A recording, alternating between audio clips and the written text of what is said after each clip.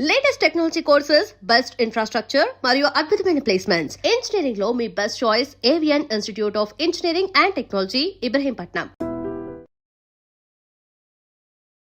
So welcome back to the latest episode with Rahul Reddy Garu, the immigration lawyer, and he's practicing law from since 30 years. So right now OPT నుంచి STEM నుంచి H1Bకి మారే వాళ్ళ situations ఏ విధంగా ఉండబోతున్నాయి యూఎస్లో అనేది తెలుసుకుందాం. Hi sir. Sir I'm very fine sir, and how are you sir? Good. So upcoming మార్చ్లో H1Bకి సంబంధించిన లాటరీస్ అవి ఉండబోతున్నాయి కాబట్టి వాటి గురించి డిస్కస్ చేద్దాం. సో ఓపీటీ అండ్ స్టెమ్ నుంచి ఎవరైతే H1B కోసం వెయిట్ చేస్తూ ఉంటారో లాటరీ టైంలో వాళ్ళ మీద ఎఫెక్ట్ ఏ విధంగా ఉంటుందంటారు? ఇప్పుడు మనకు కొత్త H1B రెగ్యులేషన్స్ వచ్చినాయి. దాని ద్వారా ఏమైందంటే థర్డ్ పార్టీ ప్లేస్మెంట్ అనేది కొద్దిగా స్ట్రిక్ట్ అయిపోయింది. అదొకటి. ఇంకోటి ఏంటంటే మనకు లాస్ట్ ఇయర్ H1B కోటాను మొత్తం ట్రాన్సాక్షన్ చేసిండ్రు. అంటే అంతకుముందు 7-8 years నుంచి ఎట్లుండే అంటే అంతకుముందు 3-4 years ఎట్లుండే అంటే ఒక 10 కంపెనీల నుంచి కూడా కొందరు ఫైల్ చేసిండ్రు, ఫ్రాడ్లెంట్ ఫైలింగ్స్ అయ్యి. అంటే ఒకవేళ కనుక కొన్ని జాబ్స్ ఉంటే 10 కంపెనీల నుంచి ఫైల్ చేసిన ఉన్నారు.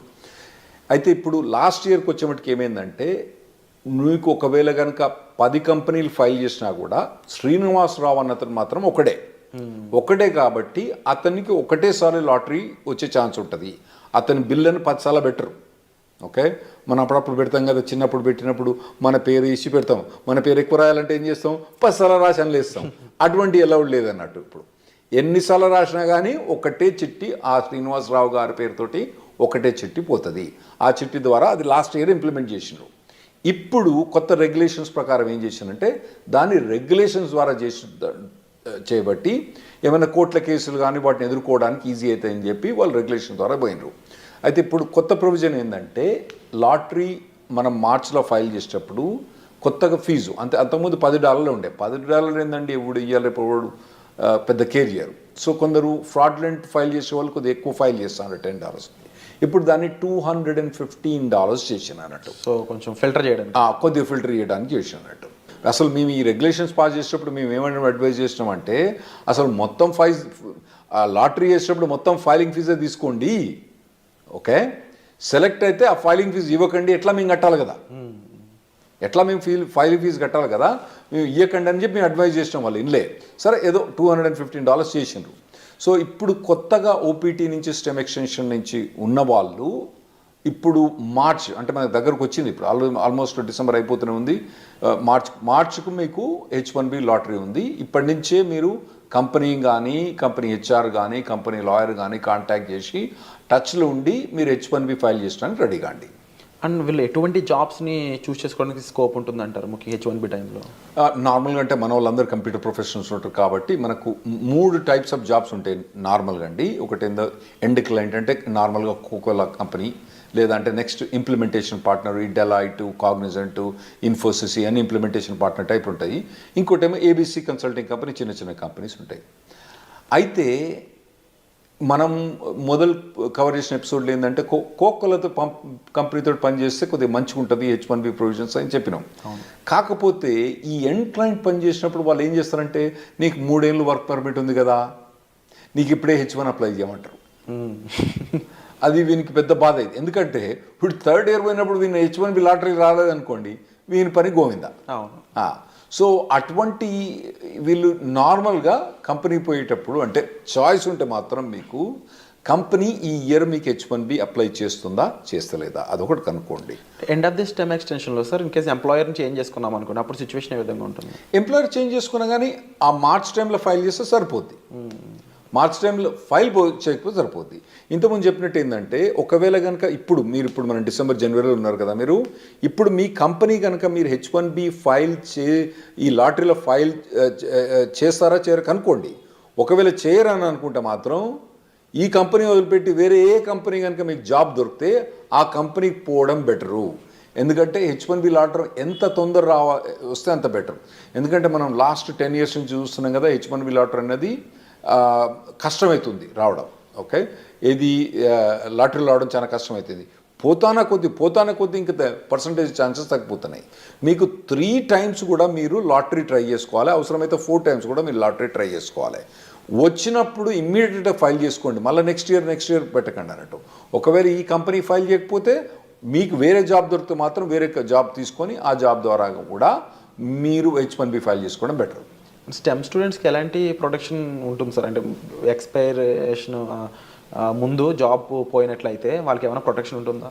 ఏముండదండి, గోయిందా అంతే. ఇప్పుడు H1B ఇప్పుడు ఉందనుకోండి, ఇప్పుడు మార్చ్లో లాటరీ ఉంది, ఫిబ్రవరిలో జాబ్ పోయిందనుకోండి, మార్చ్లో వాళ్ళు ఫైల్ చేయరాదు అన్నట్టు. అయితే కొందరు ఏం చేస్తారంటే ఈ కన్సల్టింగ్ కంపెనీ ద్వారా పోయి ఫ్రాడ్లెంట్గా వాళ్ళకి డబ్బులు ఇచ్చో జాబ్ లేకున్నా ఫైల్ చేయించుకుంటారు. అవి అయితే నేను అవాయిడ్ చేయమని చెప్తా. ఎందుకంటే మీరు లాంగ్ రన్లో చూసుకోండి, మళ్ళీ కాకపోతే ఇండియాకి వచ్చి మీరు మళ్ళీ H1B లాటరీ అప్లై చేసుకోవచ్చు, కానీ ఇటువంటి ఫ్రాడ్లెంట్ కంపెనీస్ మాత్రం పోకండి. జెన్యున్ జాబ్ ఉంటే మాత్రమే మీరు H1B ఫైల్ చేయించుకోండి. జెన్యున్ జాబ్ లేకపోతే ఎప్పుడు కూడా H1B ఫైల్ చేయించుకోకండి. లేదు, ఇన్ కేస్ జాబ్ పోయింది అనుకున్న టైంలో స్టెమ్ ఓపీటీ మెయింటైన్ చేస్తూ ఎంప్లాయర్ మార్చుకునే స్కోప్ ఉంటుందా?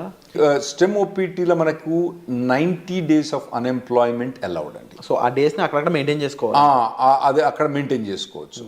మెయింటైన్ చేసుకొని దెన్ వేరే జాబ్ కనుక హాప్ ఆన్ అయితే అప్పుడు H1B ఫైల్ చేసుకోవచ్చు. కాకపోతే ఈ మార్చ్లో ఈ H1B లాటరీ ఎప్పుడు ఫైల్ చేస్తారు?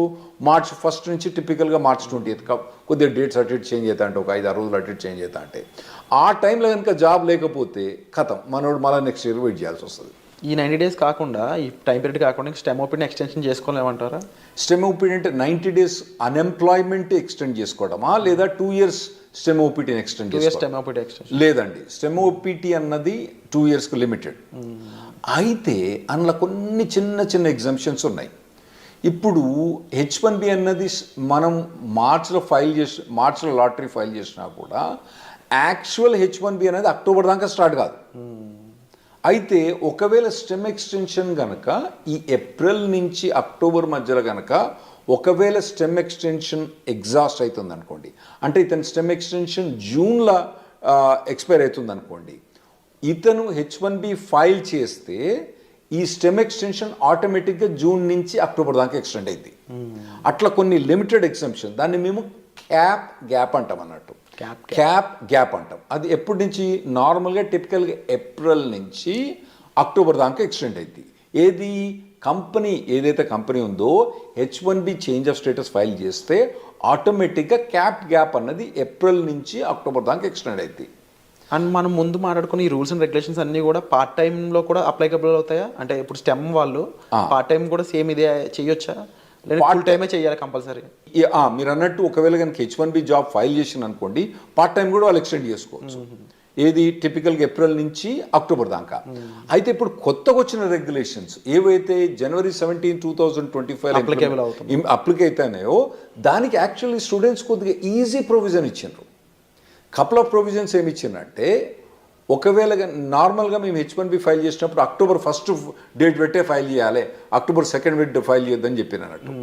ఇప్పుడు కొత్తగా ఏంది, నువ్వు ఎక్స్టెండెడ్ డేట్స్ అంటే ఇంకా లేట్ డేట్ తోటి కానీ మేము ఒకవేళ కనుక మేలో ఫైల్ చేసినా కూడా కొద్దిగా లేట్గా స్టార్ట్ డేట్ అంటే వీని స్టెమ్ ఎక్స్టెన్షన్ ఉంటుంది కదండి, ఈ స్టెమ్ ఎక్స్టెన్షన్ ఎక్కువ వాడుకోవడానికి ఇంకా ఎక్కువ రోజులు పెట్టుకొని, అంటే October 1st కాకుండా డిసెంబర్ కానీ జనవరి కానీ స్టార్ట్ డేట్ పెట్టుకొని మేము H1B ఫైల్ చేసుకోవచ్చని కొత్త రెగ్యులేషన్ వచ్చింది. ఇది స్టెమ్ ఎక్స్టెన్షన్ ఉన్న వాళ్ళకు, ఓపీటీ ఉన్న వాళ్ళకి చాలా అడ్వాంటేజ్ అండి. ఎందుకంటే అనవసరంగా 6 years H1B వాడరు. ఇంకోటి ఏంటంటే వీళ్ళకు ఓపీటీ స్టెమ్ ఎక్స్టెన్షన్స్లా వీళ్ళకు 7% ఇన్కమ్ ట్యాక్స్ రిబేట్ వస్తుంది. H1B పోయినప్పుడు రాదు. అంటే దాన్ని యాక్చువల్ ఇన్కమ్ ట్యాక్స్ అన్నాము, సోషల్ సెక్యూరిటీ అంటాము. ఆ సోషల్ సెక్యూరిటీ అన్నది వీళ్ళు కట్టని అవసరం లేదు. సో ఆ ఎగ్జామ్షన్ కూడా ఇది వీళ్ళు ఎక్కువ వాడుకోవచ్చు. ఆ ప్రొవిజన్స్ కూడా ఇచ్చిండ్రు. ఇంకోటి ఏది, స్టార్ట్ డేట్ లేట్ చేయొచ్చు అని ఉంది కదా. ఇంకోటి నేను ఏం చెప్పినా, స్టెమ్ ఎక్స్టెన్షన్ కానీ ఓపీటీ కానీ ఏప్రిల్ నుంచి అక్టోబర్ దాకా H1B ఫైల్ చేస్తే ఆటోమేటిక్ అక్టోబర్ దాకా ఎక్స్టెండ్ అవుతుందని చెప్పిన. దాన్ని క్యాప్ గ్యాప్ అంటాం.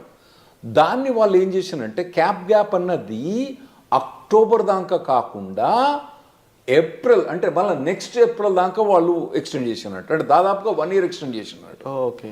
కాకపోతే దాని కిటికీ ఏంటంటే, ఈ క్యాప్ గ్యాప్కు H1B అన్నది ఫైల్ చేయడం కంపల్సరీ. చేసిన వాళ్ళకి మాత్రం లాటరీలో సెలెక్ట్ అయ్యి H1B ఫైల్ చేసిన వాళ్ళకే ఈ క్యాప్ గ్యాప్ వర్తిస్తుంది. అంటే ఇప్పుడు తర్వాత ఈ క్యాప్ గ్యాప్ ఎక్స్టెన్షన్ కూడా H1B లాటరీలో సెలెక్ట్ అయ్యి H1B ఫైల్ చేసిన వాళ్ళకే ఈ క్యాప్ గ్యాప్ అన్నది వర్తిస్తుంది. అంటే ఈ ప్రొవిజన్ నార్మల్గా తీసుకొచ్చిన అవసరం ఏం పడిందంటే, H1B నార్మల్గా 5-6 మంత్స్లో అప్రూవ్ అయిపోద్ది. లేదంటే మనోడు ఎక్కువ పైసలు కట్టేస్తారు 3 వారాలకే అప్రూవ్ అవుతుంది ప్రీమియం ప్రాసెసింగ్కి. కొత్త అడ్మినిస్ట్రేషన్ వస్తుంది కదా, కొత్త అడ్మినిస్ట్రేషన్ అప్పుడు ఈ కొత్త అడ్మినిస్ట్రేషన్ కొత్తదేం కాదు, అంతకుముందు ఉన్నదే. అంతకుముందు మమ్మల్ని నరక యాతలు పెట్టింది ఈ అడ్మినిస్ట్రేషన్. వాళ్ళు ఈ ప్రీమియం ప్రాసెసింగ్ ఇవన్నీ సస్పెండ్ చేసిండ్రు. అయితే ఇప్పుడు క్యాప్ అనేది అక్టోబర్ దాకానే, ఇదివరకు పాత రూల్స్ ప్రకారం అక్టోబర్ దాకానే ఎక్స్టెండ్ అయ్యి అక్టోబర్లో H1 అప్రూవ్ కాలేదనుకోండి, ఇడు జాబ్ చేయకుండా కూర్చోవాలి. అప్పుడప్పుడు పెద్ద కంపెనీలు ఏం చేస్తాయి, జాబ్ చేయకపోతే పో నీ H1 తీసేస్తాను తీసిపో, జాబ్ తీసేసుకొస్తాడు. అప్పుడేమవుతుంది, నా గరక నా ఘాటుక అవుతాడు వీడు. అయితే ఇప్పుడు కొత్త ప్రొవిజన్ ప్రకారము ఒకవేళ ట్రంప్ అడ్మినిస్ట్రేషన్ వచ్చి H1 ప్రీమియం ప్రాసెసింగ్ తీసేసినా, అంటే ఎక్స్ట్రా $2,500 కట్టినా కూడా, దానికి ఎక్కువ ఫాస్టర్ ప్రొవిజన్ తీసేసినా కూడా, మనోడు అక్టోబర్ దాటిన తర్వాత, అంటే వీని వర్క్ పర్మిట్ ఒకవేళ జూన్లో అయిపోయినా కూడా అక్టోబర్ దాకా కాకుండా మళ్ళీ ఏప్రిల్ దాకా ఇతను జాబ్ క్యాప్ మీద జాబ్ చేసుకోవచ్చు. అది ఈ January 17th మనకు వచ్చే రెగ్యులేషన్స్ తోటి చాలా అడ్వాంటేజ్ అవుతుంది మనకు. ఓవరాల్గా డిఫరెంట్ అప్లికేబుల్స్ అయితే రానున్నాయనేది అర్థమవుతుంది క్లియర్గా. అండ్ కొన్ని బెనిఫిషరీస్ కూడా కనిపిస్తూ ఉన్నాయి డెఫినెట్లీ.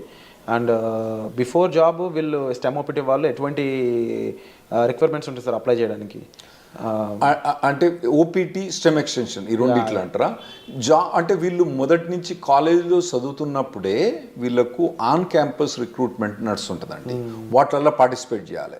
ఇంకోటి ఏంటంటే, మీకు ఇంతకుముందు చెప్పినట్టు ఏంటంటే, వీళ్ళు మొదటి నుంచి కూడా ఏదో టెక్నాలజీ తీసుకొని, హాట్ టెక్నాలజీ తీసుకొని, కరెంట్ టెక్నాలజీ తీసుకొని, దాని మీద కంప్లీట్గా ఇంటర్న్షిప్స్ కానీ, తర్వాత ఎడ్యుకేషన్ కానీ, ట్రైనింగ్ కానీ తీసుకొని, ఒకవేళ టెక్నాలజీ మారితే మళ్ళీ ఇమీడియట్గా మారండి టెక్నాలజీ.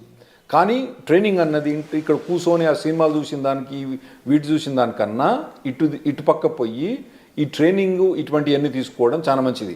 ఎందుకంటే నార్మల్గా ఇక్కడ జనరల్ ప్యాకేజ్ ఏంది 5 lakhs 6 lakhs ఉన్నది. అక్కడ మీకు 80 లక్షల నుంచి మొదలైంది ప్యాకేజ్. సో మీకు 6 lakhs నుంచి 80 లక్షలకు ఉండే పెర్ఫార్మెన్స్ మీరు అక్కడ యూఎస్కి వస్తుండ్రు కాబట్టి, మీరు చేసే పెర్ఫార్మెన్స్ కూడా 10 times బెటర్ ఉండటానికి మీరు షార్పన్ అప్ కావాలి. అది మొదటి నుంచి ప్రిపేర్ కాండి. చక్కగా ఓపీటీ అయిపోయిన తర్వాత అప్పుడు ఎతుకుతలే జాబ్, తర్వాత చూసుకుంటలే. ఇప్పుడైతే సినిమాలు చూస్తా, షికార్లు పోతా, తాగుతా, తింటా, బిర్యానీ తింటా, పొద్దుగాల మధ్యాహ్నం, సాయంత్రం అయితే వాలీబాల్ ఆడతా, కానీ తర్వాత చూసుకుంటా, ఓపీటీ అయిపోయిన తర్వాత చూసుకుంటే మాత్రం అది తప్పుడు పని. మీరు మొదటి నుంచి ఇంజనీరింగ్ కాలేజ్ నుంచి ఫస్ట్ ఇయర్ నుంచి, ఒకవేళ మీరు యూఎస్ రాదలుచుకుంటే, మీరు ఇక్కడ కూర్చొని ఎక్కడనో 5 లక్షల ప్యాకేజ్ 6 లక్షలు తీసుకుంటే మీ ఇష్టం. మీరు కనుక యూఎస్ వచ్చి ఓపీటీ మీద పనిచేసి స్టెమ్ ఎక్స్టెన్షన్ మీద పనిచేసుకుంటే మాత్రం మీరు ఫస్ట్ ఇయర్ నుంచి మీరు కంటిన్యూస్గా శ్రమ పడితే మీరు ఓపీటీ స్టెమ్ ఎక్స్టెన్షన్ వచ్చినప్పుడు మీకు మెచ్చుకునే మార్కెట్ మంచుకున్నప్పుడు ఏముంటుందండి, అప్పుడు ఏమంటారు కదా, కుక్కను కూడా సింహాసనం ఎక్కించినప్పుడు వీళ్ళందరినీ మన వాళ్ళని సింహాసనం ఎక్కించినప్పుడు, ఏది మంచిగా స్కిల్ సెట్ లేని వాళ్ళని వాళ్ళందరూ కూడా కుక్క మీద వీళ్ళందరూ సింహాసనం ఎక్కి కూర్చున్నారు. ఇప్పుడు ఎట్లున్నది పరిస్థితి, మార్కెట్ పరిస్థితి మంచిగా లేదు. మరి మార్కెట్ పరిస్థితి మంచిగా లేదంటే యాక్చువల్గా మీరు స్టాక్స్లో బాగా చేస్తూ ఉంటారు కదా, అసలు యూఎస్లో ఇప్పుడు స్టాక్ మార్కెట్లు ఉందండి, హై రేట్స్ ఉన్నాయి, అన్నీ బాగున్నాయి స్టాక్ మార్కెట్. అయినా కానీ ఐటీ ప్రొవిజన్ మొత్తం డౌన్ అయిపోయింది. ఎందుకైందంటే మెయిన్ ప్రొవిజన్ ఏంటంటే 2021 ఎప్పుడైతే మన కోవిడ్ అయిపోయిందో అప్పుడు ఎట్లా హైర్ చేసిందంటే, అమెజాన్ కొన్ని కంపెనీస్ అయితే ఒకటే అండి, మీ శాలరీ ఎంత, ఇన్కమ్ ట్యాక్స్ చూపేరా అని వీళ్ళు పట్టుకుపోయినారు. నీ W2 ఎంత, నీ W2లా ఓకే నీకు 80 లక్షలు వస్తుంది, ఓకే ఒకటేరా నీకు, ఇగో 1,60,60,000 అంతే. వారు ఏం మాట్లాడలేదు. అట్లా చాలా మందిని హైర్ చేసిండ్రు. చక్కగా తీసుకుపోయి కుక్కను తీసుకుపోయి సింహాసనం మీద కూర్చోబెట్టిండ్రు. ఇప్పుడు ఏమవుతుందంటే వాళ్ళందరూ చాలా మంది లే ఆఫ్స్ అవుతుండ్రు, ఇంపాక్ట్ చూపిస్తున్నారు. ఇప్పుడు కొత్తగా వచ్చే పురాణాలకు మాత్రం ఆ లగ్జరీ ఏదైతే 2021-22లో ఏదైతే హైరింగ్ చూసిండ్రో, ఆ తర్వాత అంతకుముందు హైరింగ్ చూసిండ్రో, ఇంకా ముందు మీరు చూడరు. ఆర్టిఫిషియల్ ఇంటెలిజెన్స్ అనేది బాగా డెవలప్ అయింది. దాంతో ఏమవుతుందంటే ఈజీగా ప్రోగ్రామింగ్ అయిపోతుంది. కాబట్టి మీ జాబ్స్ అన్నవి చాలా కష్టమవుతాయి. మీరు మొదటి నుంచి ప్రిపేర్ కాండి. స్పెషల్గా మీరు యూఎస్ రాదలుచుకున్న వాళ్ళు మాత్రం మొదటి నుంచి ప్రిపేర్ అయ్యండి. మీరు ఇక్కడనే ఉండి చిన్న చిన్న జాబ్లు చూసుకుంటే మీ ఇష్టం. అక్కడ కనుక మీకు హై లెవెల్ జాబ్ కావాలంటే అక్కడ లో లెవెల్ జాబ్స్ ఉండవు. ఎందుకంటే వీళ్ళకి జాబ్ ఇవ్వడానికి వీలుండదు అక్కడ. ఏది ఓపీటీ స్పెషలిస్ట్ స్టెమ్ ఎక్స్టెన్షన్లా వాళ్ళు తీసుకొచ్చి $5 $10 జాబ్ ఇవ్వడానికి వీల్లేదు. రెగ్యులేషన్స్ ఎలా చేయవు కాబట్టి వీళ్ళకి హై లెవెల్ జాబ్ కావాలి. కాబట్టి ఆ లెవెల్ జాబ్ కావాలంటే మీరు ఇప్పటి నుంచి ప్రిపేర్ కావడం better. Wonderful sir. So latest updates కోసం చూస్తూనే ఉండండి. అండ్ చాలా విషయాలు అయితే మనకు రాహుల్ రెడ్డి గారు చెప్పడం జరిగింది. సో మీరు వీటిపై ఏమనుకుంటున్నారు, మీ ఒపీనియన్ కామెంట్ సెక్షన్లో మెన్షన్ చేయండి. And thank you so much for the wonderful. Thanks sir.